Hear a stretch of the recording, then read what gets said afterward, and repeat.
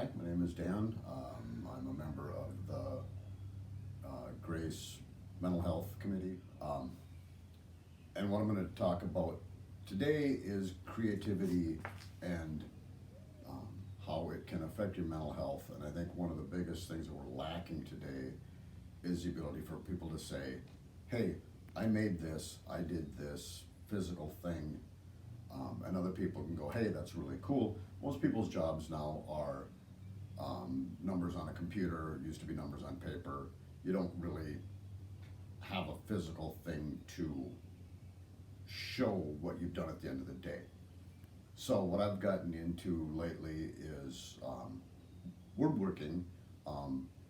Linda bought me a lathe 2 years ago, and I just started turning wood. The way it works, the basics behind a lathe. This is it. You take a piece of wood, clamp it in, spin it. I'm not going to spin it because it's noisy and it makes a lot of sawdust, and I don't want to spin this one anymore. But you just take a file or a chisel, and as it's spinning, this is the only sharp part is right here, and as it's spinning, you just carve away everything that you don't want to keep. The wood that I get, I scavenge a lot of it. I'm an arborist for Minneapolis Park Board, so when we take trees down, I can go, hey, that's got some cool grain to it, and take it and see what's going to end up. This is actually a piece of plum that I don't know how it's going to turn out because the bark is a lot more of the piece of wood than I thought it was going to be, but we'll see what happens. And people say, well, you need an eye to tell what it's going to be. Well, yeah, kind of, but a lot of times the wood will tell you what's there. And if you can imagine a bowl this way, I think this would be pretty cool. I don't know how turning really green spruce is going to be, but we'll find out. With the trees we take down at work, a lot of them are,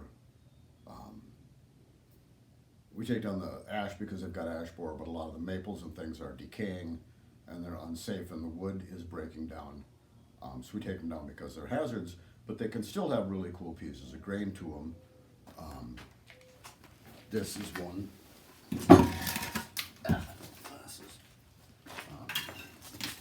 This is a piece, and I saw this grain, and yeah, the decayed part on top of it, but if I can get that grain into something, that could be really cool. But as an example of one of the pieces that I did make out of decayed wood, and okay, the whole mental health, touchy-feely part, I can take a piece of throwaway wood and make something beautiful out of it. The beauty's already in the wood. I'm not doing any of it. This bowl is made out of this log. I mean, you wouldn't even burn this. This wouldn't even be firewood. But I made this bowl out of it. It's got some really cool grain. It'll dry out and not rot anymore. But I like the imperfect wood. This is some of the stuff I've made. I gave a lot of them away for Christmas, so my nice stuff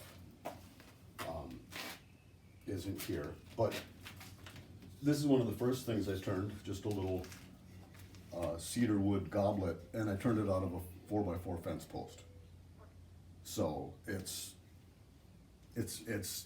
nothing, it's scrap wood, but this is actually, I kind of think this is pretty cool.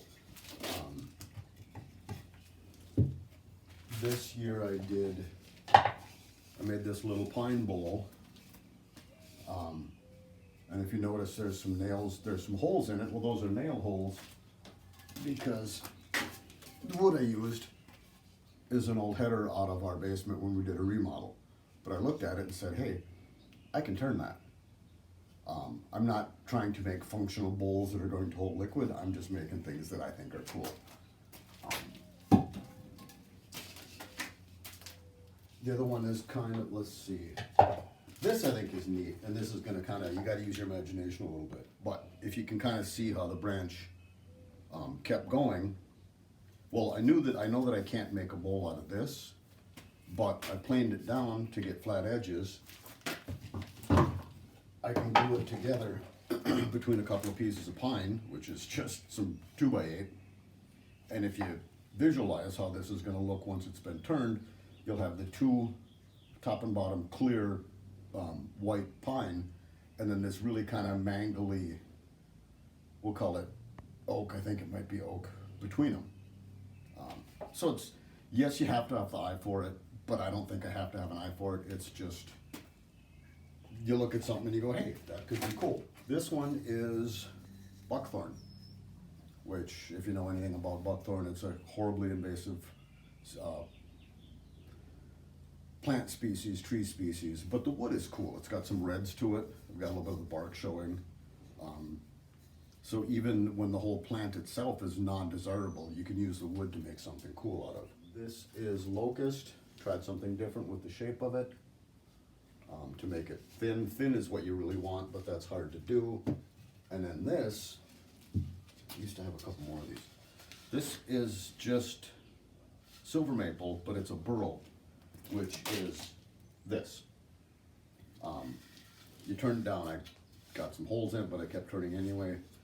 But you get the pattern, the irregular pattern.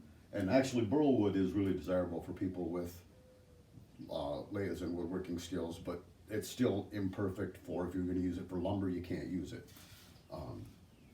So this is burl wood, and then this is the same piece of wood off the same tree as this. And this was a tree out of North Commons Park in North Minneapolis that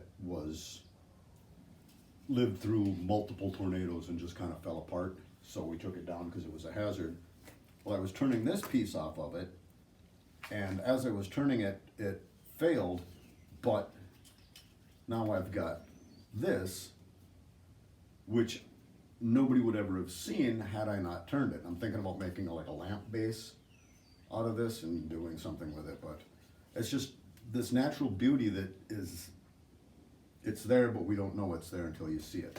But like the burl wood, like I was saying, it doesn't have regular grain to it because it's a burl. It's a defect in the tree.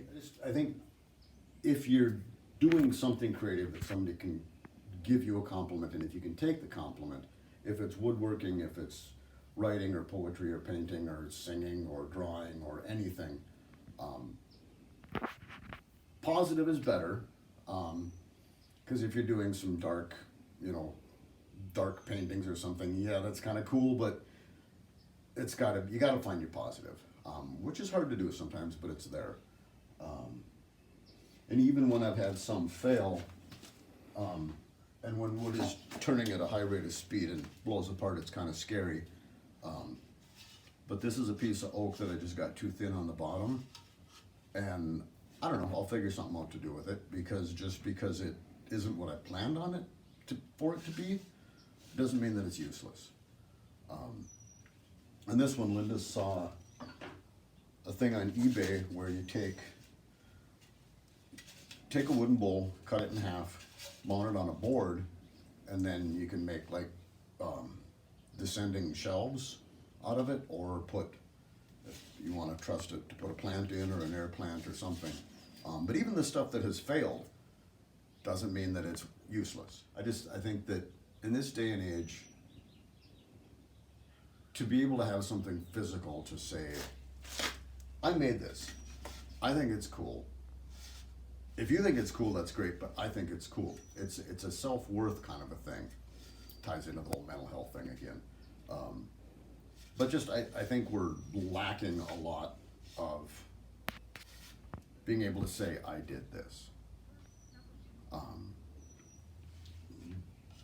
And then I've got, even if it's not, like this is a cool,